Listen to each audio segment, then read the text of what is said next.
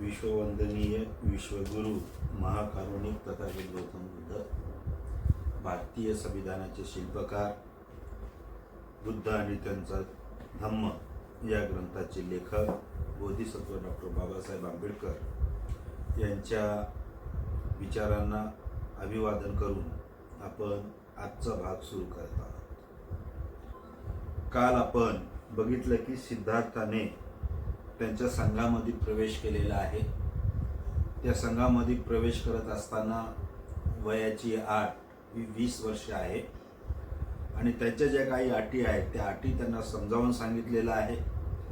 त्या याच्यामधून कसं काढायचं तेही समजून सांगितल्यानंतर आता सिद्धार्थ त्या संघाचा एक क्रियाशील सदस्य झालेला आहे, क्रियाशील सदस्य झालेला आहे, सभासद झालेला आहे. त्याच्यानंतरचा भाग आज आपण बघूया. संघाशी संघर्ष. सिद्धार्थाला शाक्य संघाचे सभासद झाल्यानंतर 8 वर्षे लोटली. संघाचे ते एकनिष्ठ व बाणेदार असे सभासद होते. स्वतःच्या खाजगी कामात ते जेवढे लक्ष देत असत तेवढेच लक्ष ते संघाच्या कार्यात घालीत असत. संघाचा सभासद म्हणून त्यांचे वर्तन आदर्श असे होते, त्यामुळे ते सर्वांना प्रिय झाले होते. ते संघाचे सभासद झाल्यापासून 8व्या वर्षी एक अशी घटना घडली की जी सिद्धार्थाच्या कुटुंबाच्या बाबतीत एक दुर्घटना व सिद्धार्थाच्या जीवनात एक आणीबाणीची स्थिती ठरली. या दुःखांतिकेचा आरंभ असा आहे. सिद्धार्थ त्या शाक्य संघाचे सभासद झाले. 8 वर्ष या शाक्य संघाचं त्यांनी अत्यंत एकनिष्ठपणाने, बाणेदारपणाने त्यांनी आपलं एक सभासद म्हणून ते सगळे तत्व त्यांनी निभावलेले आहेत. परंतु 8व्या वर्षी अशी एक घटना झाली की अशी ती घटना होती की सिद्धार्थाच्या कुटुंबाच्या दृष्टीने ती अतिशय दुर्दैवी आणि सिद्धार्थाच्या जीवनासाठी ती एक आणीबाणीची स्थिती होती. काय होती बरं ती घटना?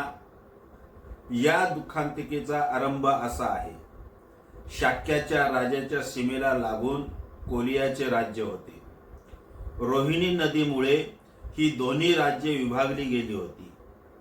रोहिणी नदीचे पाणी शाक्य व कोली हे दोघंही आपापल्या शेतीकरता वापरत होते. रोहिणी नदीचे पाणी प्रथम कोणी व किती घ्यावे याबद्दल प्रत्येक सुगीच्या हंगामात त्यांचा वाद होत असे. या वादाची परिणिती भांडणात व काही प्रसंगी मारामारीतही होत असत. सिद्धार्थाच्या वयाला 28 वर्ष झाली. त्या वर्षी शाक्याच्या व कोलियांच्या सेवकात नदीच्या पाण्यावरून मोठा संघर्ष झाला. दोन्ही बाजूच्या लोकांना दुखापती झाल्या. जेव्हा या संघर्षाची माहिती शाक्य व कोलीय यांना मिळाली तेव्हा हा प्रश्न आता युद्धानेच कायमचा निकालात काढावा असे वाटले. काय होती ती घटना? ती घटना अशी होती की या शाक्य राजाच्या सीमेला कोलिय हे राज्य होतं आणि मधामध्ये रोहिणी नदी होती. रोहिणी नदीच्या पलीकडे कोलियांचं राज्य आणि या अलीकडे हे शाक्य लोकांचं राज्य होतं. प्रत्येक हंगामात, प्रत्येक मोसमामध्ये या दोघांमध्ये वाद चालायचा की शेतीचं पाणी सुरुवातीला कोणी घ्यावं आणि किती घ्यावं. कधी कधी तर हा वाद मिटत नसत, भांडण होत, बरं नुसते भांडणच होत नसेल तर मारामारी होत असे. असाच प्रसंग या वर्षी आलेला आहे. या वर्षी या सिद्धार्थाच्या वयाला 28 वर्ष पूर्ण झालेले आहेत आणि यावेळेस पाण्याच्या मुळे फार मोठा संघर्ष झाला. दोन्ही बाजूच्या लोकांना दुखापती झाल्या आणि जेव्हा ही माहिती दोन्हीकडच्या लोकांना कळाली तेव्हा दोघांनाही असं वाटलं की हा प्रश्न जर कायमचा काढायचा असेल तर युद्ध केल्याशिवाय आता याला उत्तरच नाही, म्हणून युद्ध करणं हाच याच्यावर उपाय आहे असं कोलियांना आणि शाक्यांना दोघांनाही वाटलं. संघाच्या सभासदाला उद्देशून सेनापती म्हणाला, आपल्या लोकांवर कोलियांनी हल्ला केला असून त्यात आपल्या लोकांना माघार घ्यावी लागली. अशा प्रकारच्या आक्रमणाची कृत्ये यापूर्वी अनेक वेळा कोलियाकडून घडलेली आहेत. आम्ही ती आजपर्यंत सहन केली आहे, पण यापुढे हे चालू देणे शक्य नाही. ते थांबलेच पाहिजे आणि त्या थांबवण्याचा एकच मार्ग आहे, तो म्हणजे कोलिया विरुद्ध युद्ध पुकारणे हाच आहे. कोलिया विरुद्ध संघाने युद्ध पुकारावे असा मी ठराव मानतो आणि ज्याचा विरोध असेल त्यांनी बोलावे.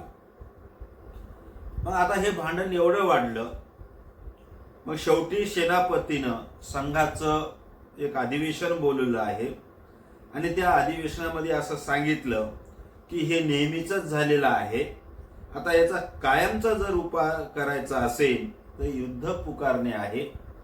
या युद्ध पुकारण्याच्या या माझ्या ठरावाला कोणाचा पाठिंबा आणि कोणाचा विरोध आहे ते त्यांनी आपले मत या ठिकाणी सांगावं, किंवा मी असा ठराव मांडतो, ज्याचा पाठिंबा असेल त्यांनी हात वर करावं, किंवा विरोध असेल तर ते त्यांनी बोलावं. आता या ठिकाणी असं लक्षात येईल की पाण्याचा प्रश्न हा आजचा नाहीये. पाण्याचा प्रश्न हा अगदी पुरातन काळापासून आहे आणि पाणी म्हणजे मानवाच्या जीवनाचा महत्वाचा प्रश्न आहे. आपण कोणतीही संस्कृती बघितलेली आहे, मोहजदाडो संस्कृती बघितली असेल, सिंधू संस्कृती बघितली असेल, आणि हे सगळे जे काही गावं आहेत हे गावं नदीच्या किनारी वसलेली आहेत. नदीच्या किनारी याच्यासाठी वसलेली आहे की या नदीचं पाणी पियाला मिळेल, पुढे शेतीचा शोध लागला, शेतीला मिळेल, यासाठी हे नदीच्या आजही जी पूर्वपार चाललेली परिस्थिती आहे, आजही बरेचसे खेडेगावं किंवा मोठमोठे तालुके हे नदीच्या किनारी आपणाला वसलेले दिसतात. याचं मुख्य कारण पियाला पाणी भेटणं पाहिजे आणि शेतीला पाणी भेटलं पाहिजे. शेतीला याच्यासाठी की शेतीतल्या आलेल्या अन्नधान्यामुळं आपलं अन्नाची प्रश्न सुटेल आणि नदीमुळे पाण्याच्या आपला पिण्याच्या पाण्याचा प्रश्न सुटेल.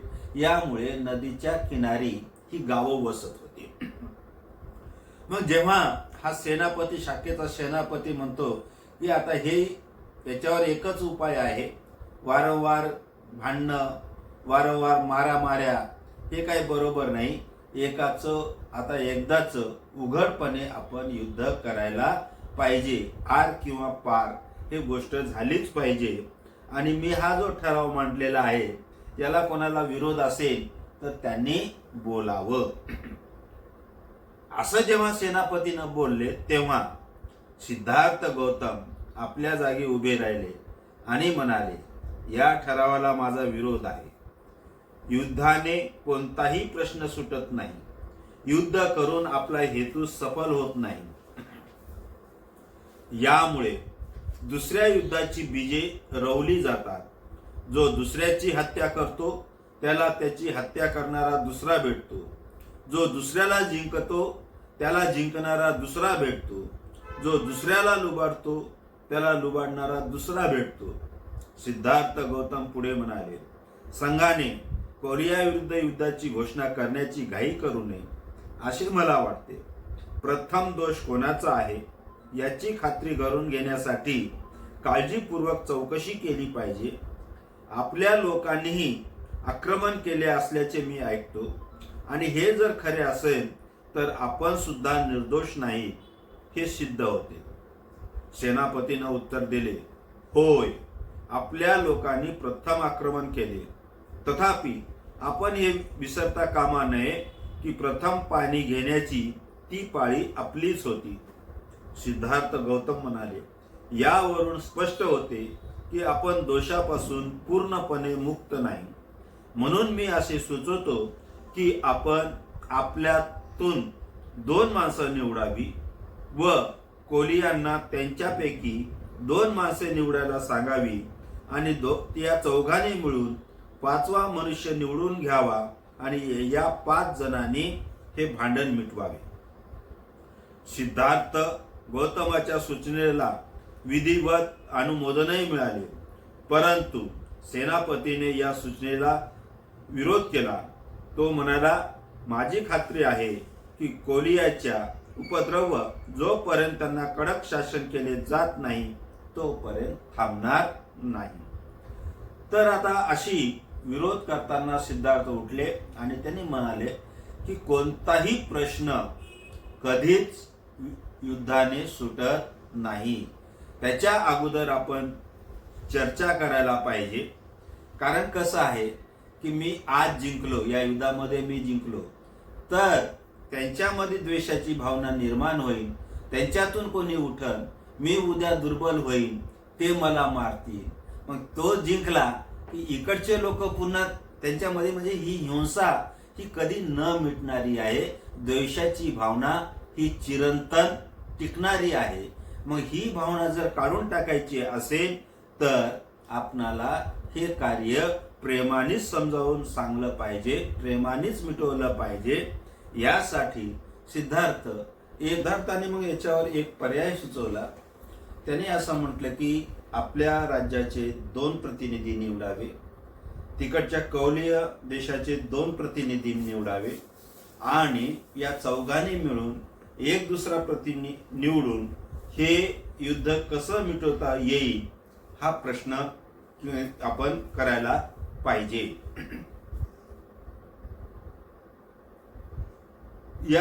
त्याच्या या पर्यायाला आधी अनुमोदन मिळालं, लोकांनी अनुमोदन दिलं, परंतु सेनापतीने या सूचनेला विरोध केला.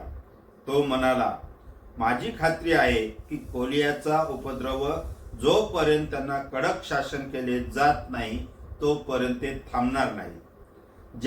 यामुळे मूळ ठराव व त्याला सुचवलेली दुरुस्ती मतास टाकावी लागली. सिद्धार्थ गौतमाने सुचवलेली दुरुस्ती प्रथम मतास टाकण्यात आली. ती बहुसंख्याच्या मताधिकाने अमान्य झाल्याने जाहीर करण्यात आले. मग हा पर्याय सुचवला. अगोदर त्या तिथल्या असलेल्या लोकांनी सिद्धार्थच्या या प्रस्तावाला पाठिंबा दिला, सेनापतीने विरोध केला. मग पुन्हा काय करायचं, तर आता हे पुन्हा एक ठराव मांडायचा. हे ठराव मांडल्यानंतर लोक कोणत्या गोष्टीला पाठिंबा देतील, म्हणजे आता पहिला ठराव होता युद्ध करायचा, दुसरा त्याच्यामध्ये दुरुस्ती होती की प्रतिनिधी नेमायची. तर मग याच्यामध्ये जी दुरुस्ती होती त्या दुरुस्तीला तिथील जमलेल्या लोकांनी विरोध दर्शविला. याचाच अर्थ की सिद्धार्थाचा प्रस्ताव हा मागं पडला आणि सेनापतीचा ठराव हा बहुमताने मान्य करण्यात आला असं ठरलं. सिद्धार्थ गौतमाचे म्हणणे सेनापतीने खोडून काढले. त्याने जोर देऊन सांगितले, क्षत्रिय लोक युद्धात आपला आणि परका असा भेद करू शकत नाही. आपल्या राज्यकरिता त्यांनी आपल्या सख्या भावाशीही लढले पाहिजे. यज्ञ त्याग करणे हा ब्राह्मणाचा धर्म आहे. युद्ध करणे हा क्षत्रियाचा धर्म आहे. व्यापार करणे हा वैश्याचा धर्म आहे. तर सेवा चाकरी करणे हा शूद्राचा धर्म आहे. प्रत्येक वर्णाला आपल्या धर्माचे पालन करण्यात पुण्य आहे, हीच आपल्या शास्त्राची आज्ञा आहे. सिद्धार्थाने उत्तर दिले, धर्म याचा अर्थ मी असा समजतो की धर्माचे आचरण ही गोष्ट समजण्यात आहे की वैराने वर श्रमत नाही, वैरावर प्रेमानेच मात करता येते. मग आता सिद्धार्थाने असा प्रश्न मांडला, अरे या युद्धामध्ये बरेच आपली माणसं मारल्या जातील. तेव्हा सेनापती असं म्हणतो की त्याचं हे म्हणणं खोडून काढलं आणि म्हटलं की युद्धामध्ये क्षत्रिय लोक आपला आणि परका मानत नाही. या युद्धामध्ये आपला भाऊ जरी आपल्या विरोधात उभा राहिला तर त्याच्या विरुद्ध आपण लढा दिला पाहिजे, त्याच्या विरुद्ध आपण युद्ध केलं पाहिजे असं सेनापती म्हणतो. आणि ज्या प्रकारे ब्राह्मणाचा जो धर्म आहे, ब्राह्मणाचा धर्म काय आहे, यज्ञ त्याग करणे, शिक्षण देणे, क्षत्रियांचा धर्म काय आहे? युद्ध करणे. वैश्याचा धर्म काय आहे? व्यापार करणे. शूद्र लोकांचा काय आहे? या तिन्ही लोकांची सेवा करणे. हाच धर्म आहे, हीच शास्त्राची व्याख्या आहे असं सेनापती म्हणतो.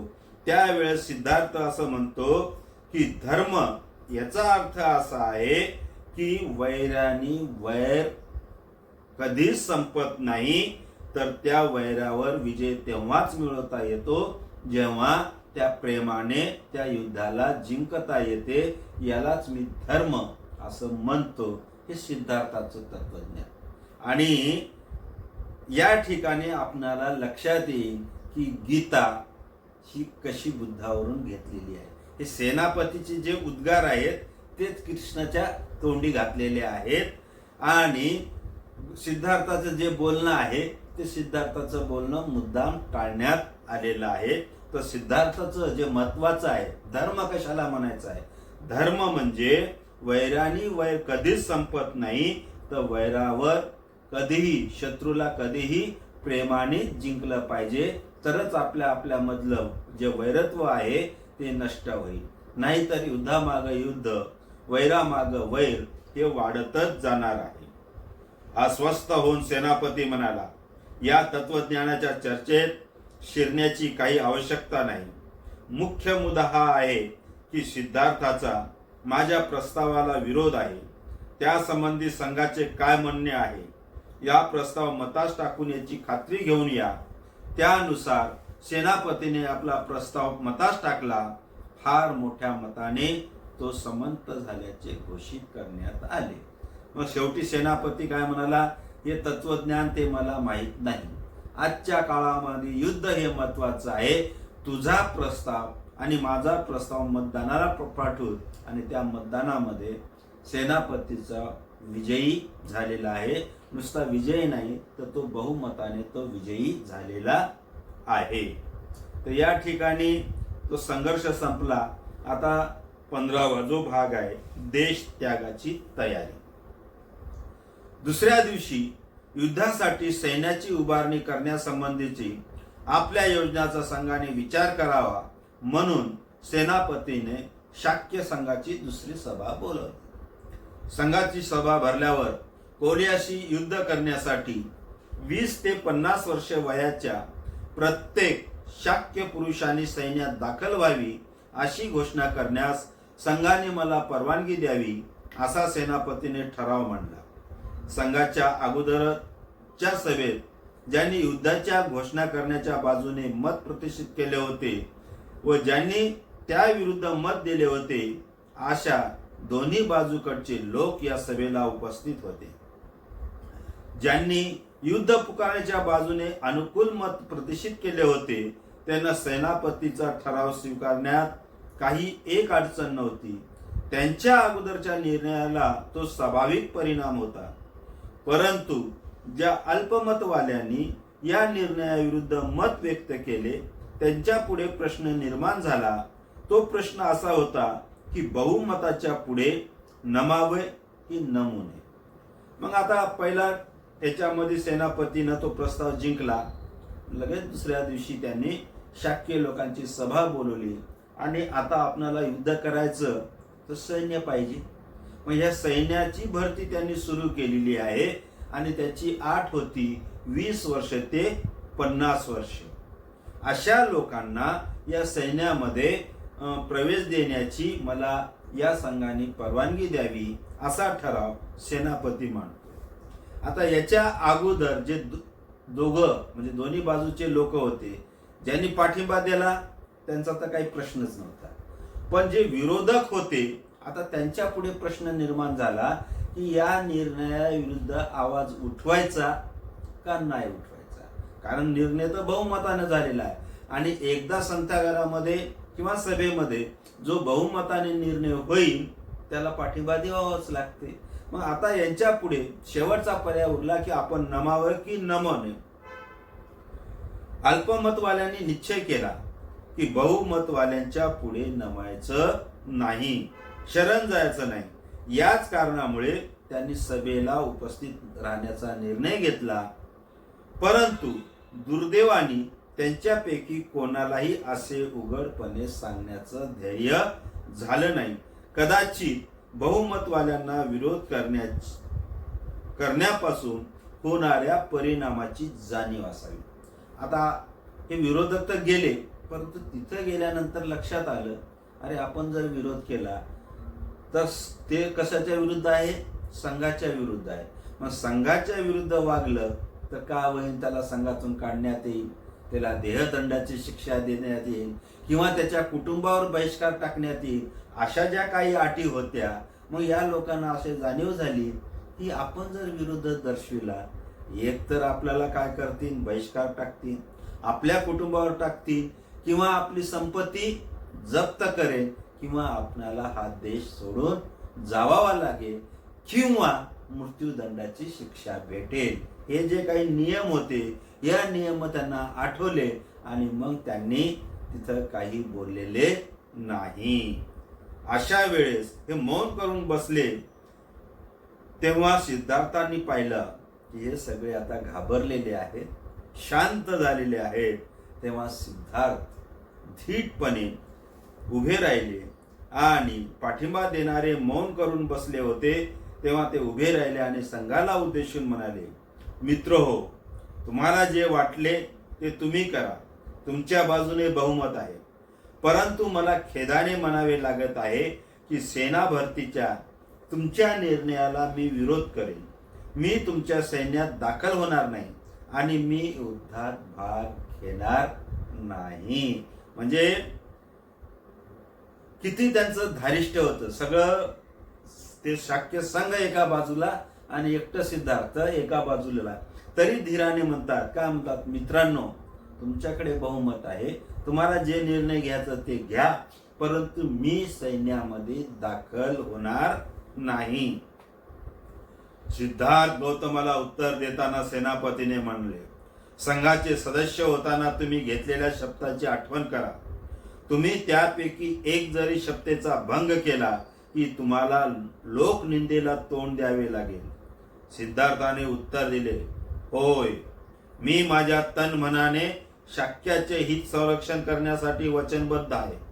पण हे युद्ध शाक्याच्या सुहिताचे आहे असे मला वाटत नाही. शाक्याच्या सुहितापुढे मला लोकनिंदाची पर्वा नाही. मग असं जेव्हा सिद्धार्थ आपली बाजू उचलून धरतो, तेव्हा सेनापती त्यांना म्हणतो, तुम्हाला ते वचन आठवा, त्या प्रतिज्ञा आठवा. तुम्हाला लोकनिंदेला, लोक काय म्हणतील, लोक तुमच्यावर आरोप करतील, त्या निंदेला सामोरं जावं लागेल. तेव्हा सिद्धार्थ असा म्हणतो की मी माझ्या देशाच्या संरक्षणासाठी, मी माझ्या संघाच्या हित संरक्षणासाठी कटिबद्ध आहे, वचनबद्ध आहे. मी माझ्या शाक्याच्या सुहितासाठी मी लोकनिंदेची पर्वा करणार नाही. तुमचा जो निर्णय आहे हा शाक्य लोकांना योग्य नाही असं माझं मत, असं माझं मन मला सांगत आहे, म्हणून मी तुम्हाला विरोध करीत आहे. कोलंबिया बरोबर सतत तंटा करत राहण्याच्या कारणावरून शाक्य हे कौशल्याधिपतीचे हातचे खेळणे बनले आहेत याची आठवण करून देऊन सिद्धार्थाने संघाला सावधगिरीचा इशारा दिला. ते म्हणाले, हे युद्ध शाक्य संघाला आणखीन दुर्बल बनवे. हे समजणे कठीण नाही का? कौशल राजाला हे युद्ध शाक्याचे स्वातंत्र्य अधिकाधिक हरण करण्यासाठी आणखीन एक सबळ कारण निर्माण करून देईल. आतापर्यंतचे जे काही युद्ध झालेले आहेत, या युद्धामध्ये, या मारामारीमध्ये शाक्य लोकांचा पराभव झालेला आहे. मग आता आपण, पण तेव्हा ते युद्ध म्हणून घोषित नव्हतं, मारामारा व्हायच्या, टोळी युद्ध व्हायचं. परंतु आता आपण जर युद्ध म्हणून घोषित केलेलं आहे, युद्ध म्हणून घोषित केल्यानंतर या युद्धात जर आपण हारलो तर त्या कोलीय देशाचा राजा प्रबळ होईल आणि आपले जे स्वातंत्र्याचे जे हक्क आहे ते जास्तीत जास्त काय करतील, ते हिरावून घेतील. आपणाला गुलाम म्हणून राहावं लागेल. सेनापतीला राग आला आणि सिद्धार्थाला उद्देशून तो म्हणाला, तुमचे हे भाषण कौशल्य तुमच्या उपयोगी पडणारे नाही. बहुमताने घेतलेल्या संघाच्या निर्णयाचे तुम्हाला पालन करावेच लागेल. कदाचित तुम्हाला असे वाटत असेल की कौशल राजाच्या अनुज्ञा वाचून संघाची आज्ञा मोडणाऱ्याला देहांताची किंवा देशत्यागाची शिक्षा संघ देऊ शकत नाही, तर यापैकी कोणतीही एक शिक्षा तुम्हाला संघाने जरी फरमावली तरी कौशल राजा त्यास अनुमती देणार नाही. सेनापतीला खूप राग येतो. मग आता आपण मागं बघितलं की आता हे तर भांडण कोणा चालू आहे, शाक्य आणि कोलीय देशामध्ये. परंतु याच्यावर या शाक्य लोकांवर कोणाचं राज्य आहे? कौशल देशाचं राज्य आहे. तुम्हाला असं वाटत असेल की या संघाने तुम्हाला देहदंडाची मृत्यूची शिक्षा दिली, ही कौशल देशापर्यंत पोहोचली, तिथल्या राजाला असं माझ्या विरुद्ध कसं काय वागलं, माझ्यापर्यंत हे का आलं नाही, असं म्हणून तुमची शिक्षा माफ करेन असं तुम्हाला वाटत आहे का? पण लक्षात ठेवा, तुम्हाला शासन करण्याचे संघाजवळ दुसरे मार्ग आहेत. ठीक आहे, मी तुम्हाला मृत्यूदंड देऊ शकणार नाही, पण दुसरे मार्ग आहेत. ते कोणते? आम्ही तुमच्या कुटुंबावर सामाजिक बहिष्कार टाकू. बघा, राजा जरी असला, त्या राजाच्या सदस्यांनी जर असं केलं तर त्याच्यावर पूर्ण बहिष्कार टाकण्याची ती संघाची नियमावली होती. आम्ही तुमच्या कुटुंबावर सामाजिक बहिष्कार टाकू. संघ तुमच्या कुटुंबाची जमीन जप्त करू शकेल. म्हणजे तुम्ही रस्त्यावर येसाल. याकरिता कौशल राजाची अनुमती मिळवण्याची आम्हाला परवानगी घेण्याची गरज नाही. ठीक आहे, आम्ही तुम्हाला देहदंड देऊ शकणार नाही, फाशी देऊ शकणार नाही, जीव घेऊ शकणार नाही, पण आम्ही तुमच्यावर बहिष्कार टाकू शकतो आणि यासाठी कौशल देशाची परवानगी, त्या राजाची मान्यता घेण्याची गरज नाही. कोल्याशी युद्ध करण्याच्या संघाच्या योजनेला विरोध करीत राहिल्यामुळे दुष्परिणाम भोगावे लागतील याची सिद्धार्थाला जाणीव झाली. त्याला 3 पैकी 1 पर्यायाची निवड करावी लागली. पहिला, सैन्यात दाखल होताच युद्धात सामील होणे. दुसरा, देहांत शासनाला किंवा देश त्यागाला संमती देणे. तिसरा, आपल्या कुटुंबियावर सामाजिक बहिष्कार ओढून घेऊन त्यांच्या मालमत्तेची जप्ती होऊ देण्यास तयार होणे. आता सगळा विचार केला, आता 3 पर्याय राहिले. जर मी याला कडाडून जर विरोध केला तर 3 पर्याय आहेत. कोणता? एक, की मला सैन्यामध्ये दाखल व्हावं लागेल. सैन्यामध्ये नुसतं दाखलच नाही तर मला ते युद्ध सुद्धा करावं लागेल. जर मी सामील नाही झालो तर दुसरं, मला देशत्याग करावा लागेल. हेही नाही झालं तर तिसरा, हे लोक माझ्या कुटुंबावर बहिष्कार टाकतील, आमची सगळी संपत्ती काय करतील? जप्त करतील. पहिला पर्याय न स्वीकारण्याबद्दल त्यांचा निर्धार होता. त्यांना तर त्या याच्यामध्ये जायचंच नव्हतं. मग आता 2 पर्याय राहिलेले, काय करावं? मग अशा वेळेस त्यांच्याजवळ एक तिसरा पर्याय तर त्यांना एकदम असहाय्य झालं. आपल्यामुळे आपल्या आई वडिलांना किंवा कुटुंबाला किंवा आपल्या माणसाच्या म्हणजे संपत्तीवर काय होईल? जप्ती येईल किंवा त्यांच्यावर बहिष्कार पडेल, ही कल्पनाच त्यांना असहाय्य झालं आणि म्हणून त्यांनी दुसरा पर्याय निवडला आणि तो म्हणजे देश त्याग करायचा. त्यानुसार सिद्धार्थ संघाला उद्देशून म्हणाले, कृपा करून माझ्या कुटुंबियाला शासन करू नका. सामाजिक बहिष्काराच्या आपत्तीतून लोटून त्यांना दुःख देऊ नका. त्यांच्या उपजीविकेचे एकमेव साधन असलेली त्यांची शेती हिरावून घेऊन त्यांची उपासमार करू नका. ते निरपराध आहे.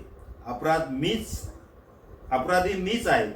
माझ्या अपराधाची शिक्षा मला एकट्यालाच भोगू द्या. मला देहांताची व देशत्यागाची यापैकी तुम्हाला योग्य वाटेल ती शिक्षा द्या. ती मी खुशीने स्वीकारीन. या विषयी कौशल्याधिपतीकडे मी मुळीच याचना करणार नाही, याचे मी आपणास अभिवचन देतो. आणि मग सिद्धार्थ त्या सेनापतीला म्हणायच्या ऐवजी संघाला असं म्हणतो की तुम्ही माझ्या कुटुंबावर बहिष्कार टाकू नका, त्यांच्यावर जप्ती आणू नका. मी तर युद्धामध्ये भाग घेणार नाही.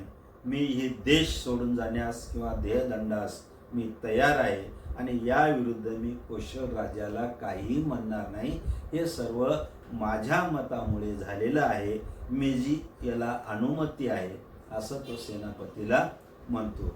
म्हणजे बघा त्या काळी सुद्धा कसे कायदे लोकशाहीप्रमाणे होते. जसा आज बाबासाहेबांच्या संविधानामुळे कायद्यासमोर काय झालेले आहेत, सगळे समान झालेले आहेत. पूर्वी राजा बोले दर आले होते, राजाच्या पुढे कोणाला, परंतु आज मुख्यमंत्र्यांना प्रधानमंत्र्यांना सुद्धा अटक होऊ शकते. हेच आहे, म्हणजे शुद्धोधन राजा आहे, शाक्य संघ म्हणजे संसद आहे. मग हे एवढं असताना या राजा शुद्धोधन राजा असून सुद्धा त्याच्यामध्ये त्याला कोणतेही ढवळाढवळ करण्याचा अधिकार नव्हता. आणि म्हणून सिद्धार्थ हा या ठिकाणी असा निर्णय घेतो. तो म्हणतो की मी तर युद्धात तर सहभागी होणारच नाही, परंतु तिसरा जो पर्याय आहे, माझ्या कुटुंबावर बहिष्कार टाकणे, जप्ती करणे, हेही करू नका. माझं जे काय करायचं असेल ते करा. याविषयी मी कोणाही विषयी तक्रार करणार नाही, कोणाविषयी द्वेष ठेवणार नाही, असं तो अभिवचन देण्यास तयार होतो. आणि इथे आपण थांबूया. आता याच्यातून जो काही पर्याय आहे तो परिवर्जा का घेतो, हा भाग आपण उद्या बघूया. धन्यवाद. जय भीम, जय संविधान, जय भारत.